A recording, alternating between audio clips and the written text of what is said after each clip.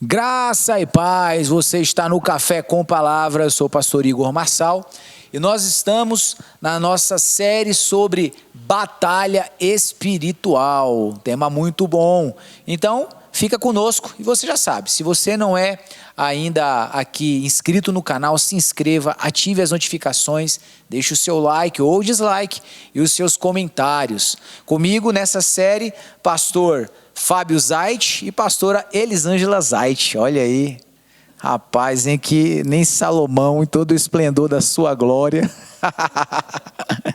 Amém, vamos lá, vamos continuar aqui.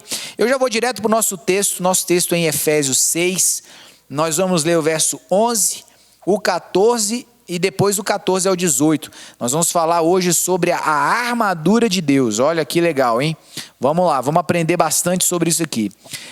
Vamos lá, verso de número 11, diz assim: revesti-vos de toda a armadura de Deus, para poderdes ficar firmes contra as ciladas do diabo. Agora o 14 até o 18.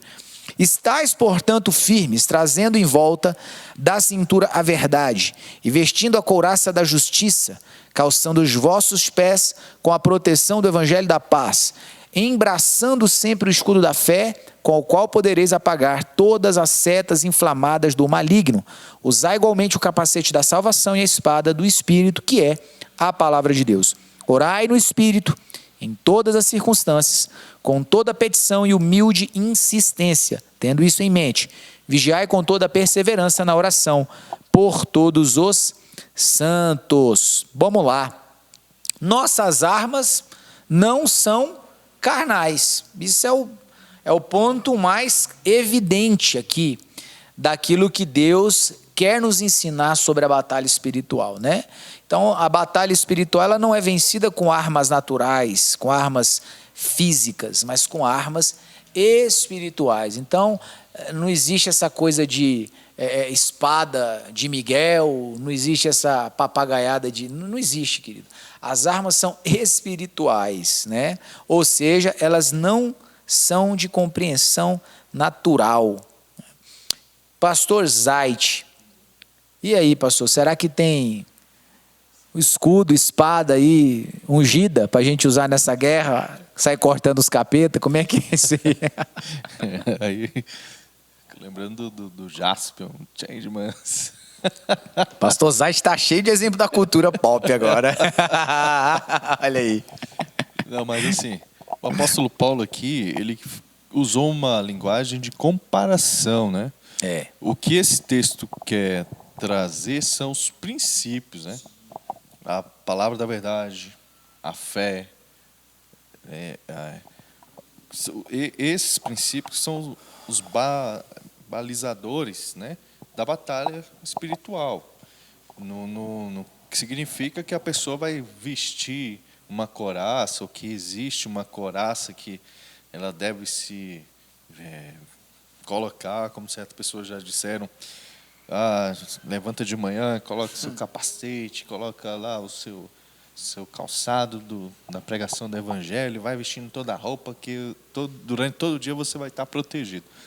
Não é dessa maneira, realmente, né? Então, tem que ver nesses versículos que aí existem princípios espirituais para você ser revestido do poder de Deus. Verdade, né? E um ponto importante entender o seguinte, né, dando continuidade, né, seguindo. Como homens espirituais, né, nosso discernimento deve ser espiritual. E conhecer o arsenal para a batalha é crucial para a vitória. Então, às vezes, a gente se propõe a entender os elementos, a entender no sentido visual. Existe o capacete, existe uma couraça, existe um cinturão, um escudo, uma espada, uma sandália. Mas mais do que isso, é o discernimento, exatamente como o pastor Fábio falou aqui, do objeto comparativo que o apóstolo está fazendo, né, do que se trata aquele aspecto. Mas antes de nós falarmos pontualmente sobre os elementos ali da armadura, eu quero primeiro comentar um versículo, né, aqui com a pastora Elisângela, que é um texto de 1 Samuel, capítulo 17, do 38 ao 40. Esse é um texto que fala do momento em que Davi se prepara para enfrentar o gigante Golias, né? Então nós temos o texto aqui de 1 Samuel 17, 38 e 40, diz assim: Saul vestiu a Davi da sua armadura. Preste atenção nisso aqui. Saul vestiu a Davi da sua armadura e lhe pôs sobre a cabeça um capacete de bronze e o vestiu de uma couraça. Davi cingiu a espada sobre a armadura e experimentou andar, pois jamais a havia usado. Então disse Davi a Saul: não posso andar com isso, pois nunca usei. Então Davi tirou aquilo de sobre si, tomou o seu cajado na mão, escolheu para si 5 pedras lisas do ribeiro e as pôs no alforje de pastor que trazia consigo. E lançando mão da sua funda, foi então se achegando ao filisteu. Aqui é importante, eu vejo, pastora Elisângela, a compreensão desse ambiente de batalha espiritual. Um pouco voltando ao vídeo anterior que falávamos sobre, você mesmo que falava sobre a questão da preparação para a guerra, né? Eu não já começo lá enfrentando grandes batalhas, eu preciso aprender a lidar com esse processo e entender de uma forma bem pronta como o Senhor me capacitou, não inventar moda, não querer enfrentar, igual eu já vi pessoas, não, eu vou entrar naquele centro de macumba que tem ali, eu vou entrar naquele terreiro lá, eu vou chutar tudo e vou quebrar tudo, porque Deus está comigo. É por aí, pastora? Eu vou só falar um negócio que aconteceu comigo. Acho que você estava junto. Estava namorando, eu e o Fábio, nós fomos lá no Vale do Amanhecer. Chegando lá, tem uma pirâmide, nós entramos nessa pirâmide, é um lugar místico, mas ele é cultura, né? No caso, você pode entrar em alguns lugares, é permitido. E nós fomos, e a mulher lá recebendo o Espírito, e eu dizia, em nome de Jesus, não vai descer. E a mulher regalava o olho, e ficava tentando receber o Espírito de novo. Mas o que eu estava fazendo ali? Né? Deus não mandou eu ir. Estava num território que não era meu, era um território do inimigo. Então, mas assim, isso aí eu só estou falando como experiência, né? Mas trazendo para Davi. Davi, ele matou o leão e o urso no lugar onde estava tudo tranquilo. Parecia estar tranquilo, mas ele usava as estratégias que Deus estava dando para ele. Né? Uma estratégia natural, uma arma natural, que era, vamos dizer, um estilingue, né? Sim, vamos dizer que era um estilingue da época. E quando ele foi, na ousadia, né? Dizer, eu mato aquele gigante, eu enfrento aquele gigante, porque ele confiava no Deus de Israel, né, o Deus Todo-Poderoso. E quando ele vestiu a armadura de Saul, eu não posso fazer nada daquilo que não seja meu, né, que o Senhor não mandou, e nem pegar nada do outro. Às vezes a gente começa a inventar muita coisa. Né? Às vezes vê que um pastor na internet está fazendo isso. Então, eu vou lá e começo a fazer no culto também. Não, o pastor fez e aconteceu. Vou fazer igual. Então, a gente não se apropriar daquilo que Deus não nos deu. E nem inventar moda. No caso, se Davi tivesse pego, ele não estava treinado com aquilo ali. Não era a hora dele usar uma armadura. Né? O que ele tinha de estratégia, realmente era a funda. O que ele tinha de estratégia, realmente eram as pedras. Então, muitas vezes, o Senhor nos dá uma estratégia, e a gente entende a estratégia até. Só que, às vezes, a gente pega e inventa moda, como o senhor falou. Né? Não, eu vou pegar as pedras aqui, não. Vou pegar a pedra, vou pegar outra coisa. E acaba que você se confunde todo. Se ele tivesse pego a armadura que não era dele, uma que ele não tinha habilidade com a armadura, ele não tinha habilidade com a espada. Ele ia perder. Então, a gente tem que guerrear com as habilidades que o Senhor nos deu e dentro das armas que o Senhor tem nos colocado em nossas mãos, da estratégia que o Senhor nos dá. Então, sem inventar moda, não tem que inventar moda. É verdade. Uma coisa que me chama muita atenção nesse texto, e eu já, assim, é que em nenhum momento a leitura do texto vai nos dizer que a armadura era ruim. Não é? Que era uma armadura, né, Muito pelo contrário, era a armadura do rei. Então, muito provavelmente aquela era a melhor armadura que tinha ali. Só que a palavra-chave está aqui, ó. Ele diz, eu não posso andar com isso porque eu nunca usei. Então é isso. Então, às vezes, a gente quer entrar em batalhas e se apoderar de algumas estratégias e ferramentas, só que você não tem experiência com aquilo. Então, a experiência ela é conquistada pouco a pouco.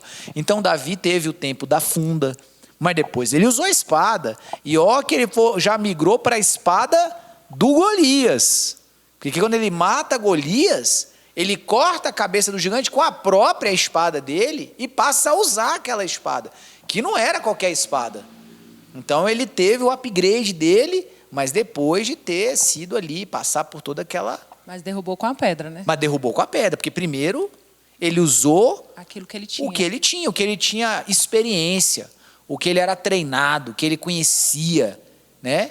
E depois, e evidentemente depois que ele pegou a espada do Golias, ele não saiu no outro dia lutando em batalhas e guerras.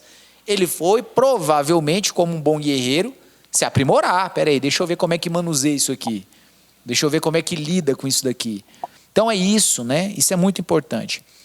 Um outro ponto para a gente comentar aqui é o texto de 2 Coríntios, capítulo 10, versos 3 a 6. Esse é um texto muito importante. E se você, na sua casa, assistindo esse vídeo, puder abrir esse texto aí, marcar esse texto também é muito importante. Segunda carta aos Coríntios, capítulo 10, do 3 ao 6, os versos. Diz assim, porque embora andando na carne, e quando diz carne aqui não fala da natureza carnal, fala da carne do corpo físico, não é que a gente está andando na natureza carnal, nas práticas da natureza carnal, no comportamento da natureza carnal, mas andando no corpo físico. Então, embora andando na carne, não militamos segundo a carne. Porque as armas da nossa milícia não são carnais, e sim poderosas em Deus. Para quê? Para destruir fortalezas, para anular sofismas e toda a altivez que se levante contra o conhecimento de Deus, e levando cativo todo o pensamento à obediência de Cristo, estando prontos para punir toda desobediência, uma vez completa a vossa submissão. Aqui nós temos 5 pontos nesse texto que são extremamente importantes para aprendermos sobre as nossas armas, não é? Sobre as armas que nos foram entregues, essas armas espirituais. Primeiro ponto, aqui que vai nos falar, pastor Zait, é que essas armas elas são poderosas para destruir fortalezas. O que são fortalezas? Qualquer coisa em que alguém confia, né? Então, como é importante, de que maneira é importante essa arma que destrói fortalezas? O que você tem para dizer para a gente sobre isso daí? Qualquer coisa que alguém confie, autojustiça, autossuficiência, autopreservação, como isso é importante num ambiente de guerra, de batalha espiritual? Eu acho que é bom trazer também para a gente aqui o conceito que a batalha espiritual em si, ela serve mais para agir no nosso interior do que no ambiente externo, né? Primeiro em nós, né? Existe essa ação externa, mas primeiro a guerra ela se trava dentro de nós, porque a nossa alma é um campo de batalha onde Deus e o diabo, o inimigo, ele batalha por ela, né? E quando nós nos convertemos, né, nós passamos então para um processo de santificação, de purificação, para deixar os velhos hábitos, né, para deixar as velhas práticas pecaminosas. E é claro que, mesmo a gente vencendo um pecado, ainda podem se infiltrar novamente em nós pensamentos que podem se tornar essas fortalezas, né, dentro de nós, para não deixar Deus agir. E essas fortalezas elas precisam ser destruídas para que nós possamos fluir naquilo que Deus quer falar conosco, quer nos mandar fazer, para que nós possamos obedecer, ter a disposição correta, ter a intenção correta naquilo que a gente faz, né? E então, muitas vezes são processos que precisam existir dentro de nós para destruir coisas, pensamentos muito arraigados ainda que ficaram da nossa vida pecaminosa, né? Ou até mesmo coisas que a gente não praticava, mas que pode passar a pensar, né? E as coisas mais fortes são aquelas que se introduzem dentro da nossa mente. Verdade. Né? Não é nem um comportamento em si, mas aquilo que nós pensamos. Às vezes a gente nem faz, mas tem um pensamento forte ali que tenta, né, pender a gente para aquele lado, ou então é uma resistência para o agir de Deus na nossa vida. E nós precisamos identificar que tipo de fortaleza é essa e trabalhar, né, na nossa vida espiritual para que isso seja eliminado. É interessante como Deus ele é extremamente minucioso, né?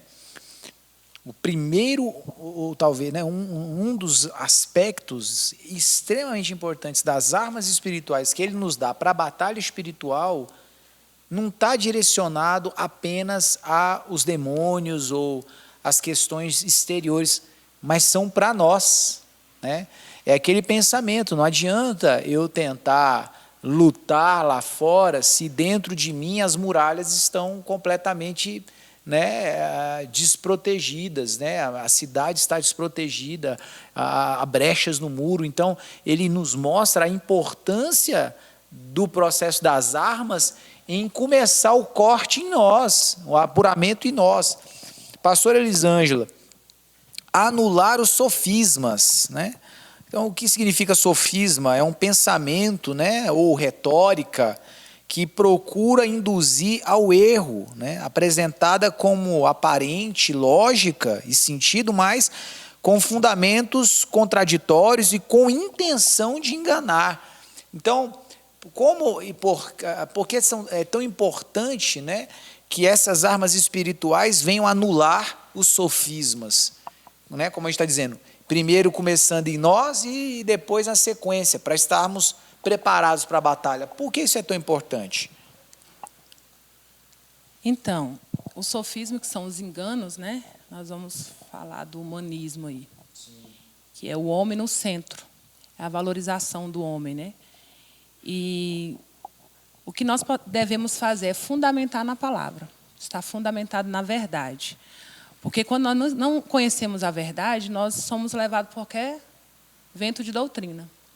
E ter um pastor, né? Quando nós estamos debaixo de um discipulado, debaixo de uma autoridade pastoral, vai nos dar direções e nós não nos deixamos infiltrar esses sofismas, né?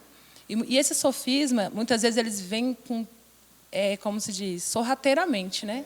Você olha, algum livro você vai ler, o livro tem embasamento bíblico, tem vários versículos bíblicos. Quando você vai ver, é só engano. Só traz o homem como centro, as vontades do homem. Então, o capacete aí, né, que trabalha nos nossos pensamentos, como o pastor Fábio falou, que o apóstolo Paulo não fala assim um capacete, né, que muita gente às vezes fica assim, como é que será meu capacete, como é que será minha espada, como é que será, né? Mas na verdade é a verdade de Deus, é renovar a mente, né, como fala em Romanos 12, 2, com a palavra da verdade. Nós temos que estar buscando essa verdade para que nós não possamos ser levados por esses sofismas. Porque se a gente vacilar mesmo e deixar de buscar a palavra, de ler e de ter um direcionamento pastoral, um discipulado, a gente sim é levado por esses ventos de doutrina. Então, assim, a importância de estar fundamentado na palavra é o que vai nos proteger, que vai proteger nossos pensamentos. E outra coisa, muitas vezes a gente faz aquela oração, Senhor, reveste-me de toda a armadura, né? E não é isso. Se eu não estou fundamentado na palavra, eu não tenho armadura. Se eu não estou em Cristo, se eu não estou debaixo do poder de Deus, eu não tenho armadura. A gente vai falar mais disso mais à frente, mas esse ponto é um ponto importante de se entender. Essa armadura, na sua aplicação, não se trata de uma vestimenta que a gente constrói dentro de um processo de associação, de uma vestimenta de alguém. Como foi falado, né? Paulo usou uma analogia para falar sobre princípios e de que maneira aqueles princípios eles nos guardam, né? Então, segura aí, tem muita coisa boa ainda para você poder ouvir. Eu quero falar do terceiro ponto, que é anular a altivez. Então, primeiro, destruir as fortalezas, anular os sofismas. Segundo, terceiro, anular a altivez. Existe um texto em Provérbios 16, 18, que diz: a soberba precede a ruína, e a altivez a queda. Todo conhecimento que se levante contra o conhecimento de Deus é fruto da mente diabólica de Satanás e deve ser combatido. Combatido. Então, assim, a altivez, né, é esse sentimento, né, de autossuficiência, né, de prioridade, superioridade. Essa semente, ela é luciferiana, né, e ela é germinada no coração daqueles que se rebelam contra aquilo que a gente mais está falando aqui, que é a fundamentação na Escritura, que é a direção de Deus para nossas vidas. Então, quando eu olho para ela e falo, não, isso é altivez. É a minha resistência em crer que Deus sabe mais do que eu, que Ele tem realmente a ciência e o conhecimento do que é bom e do que é mal. Então, um dos aspectos importantíssimos dessas armas espirituais é combater esse tipo de coisa, começando em mim, começando na minha vida. Porque se eu for altivo para a batalha espiritual lá fora, eu vou me arrebentar. Se eu for firmado em sofismas, eu vou me arrebentar. Se eu for cheio de fortalezas da alma, eu vou me arrebentar. Então, a primeira coisa que essas armas vão fazer é me alinhar. É provocar em mim essa adaptação, né? Esse alinhamento, a gente gosta muito dessa palavra aqui, né? No Ministério Elim. Esse alinhamento àquilo que Deus planejou, projetou para nós vivermos. E aí a gente vai para o ponto 4, que é levar cativo todo o pensamento à obediência de Cristo. Então, uma vez que destruir as fortalezas, que a gente anulou os sofismas, que a gente anulou a altivez, agora o próximo passo qual é? É você... Todos esses 3 primeiros pontos aqui, eles falam sobre resistências da alma humana. Fortaleza, sofisma, altivez. Então, enquanto isso não for quebrado em nós, porque tem que chegar nesse ponto onde o nosso pensamento vai ser levado à obediência de Cristo para me proteger do quê?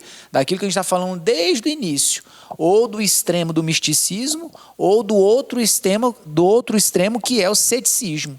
Então, o que vai me proteger disso é meu pensamento firmado à obediência do que Cristo pensa e fala. Então, se eu não tiver isso, eu vou me tornar uma coisa ou outra, ou místico, ou cético. Então, eu preciso ser espiritual. Para que, enfim, o último item, que é o 5º aqui, flua. Prontos para punir a desobediência, uma vez completa a vossa submissão.